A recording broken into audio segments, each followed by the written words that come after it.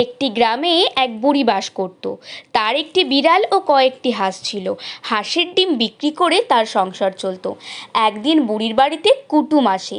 বুড়ি চিন্তা করে কুটুমকে কি খাওয়াবে। বাড়িতে রান্নার তেমন কিছু নেই। অবশেষে বুড়ি একটা উপায় বের করে। বুড়ি তার একটা হাঁস কেটে হাঁসের মাংস রান্না করে। বিড়াল সুযোগ খোঁজে কিভাবে মাংস খাবে।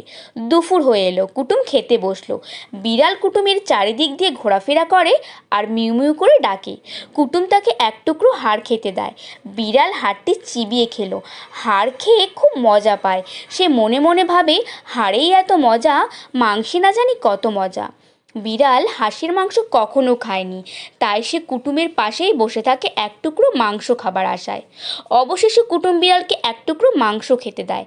বিড়াল খুব মজা করে হাঁসের মাংস খায় আর মনে মনে ভাবে, এমন মজার মাংস আগে কখনো খায়নি। কুটুম চলে যায়। বিড়াল হাঁসের মাংসের স্বাদ ভুলতে পারে না। অপেক্ষায় থাকে কবে আবার কুটুম আসে। কিন্তু বহুদিন যায়, কুটুম আসে না। আর বিড়ালেরও হাঁসের মাংস খাওয়া হয় না। হাঁসগুলোকে চোখের সামনে পুকুরে ভাসতে দেখে বিড়াল লোভ সামলাতে পারে না। বিড়াল ভাবে কিভাবে হাঁসের মাংস খাওয়া যায়।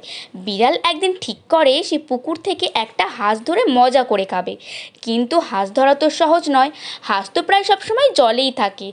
তারপর থেকে সে সবসময় পুকুরের দিকে নজর রাখে আর পুকুর পাড়ে ঘোরাফেরা করে। হাঁসগুলো কখন ডাঙায় উঠে আসে সেই অপেক্ষায় থাকে। একদিন বিড়াল দেখে হাঁসগুলো পুকুর পাড়ে ঝোপের কাছে বিশ্রাম করছে। বিড়াল তখন পা টিপে টিপে তাদের কাছে ঝোপের আড়ালে গিয়ে বসে। আর অবশেষে বিড়াল বড় ও শক্তিশালী হাঁসটির পিঠে ঝাঁপিয়ে পড়ল।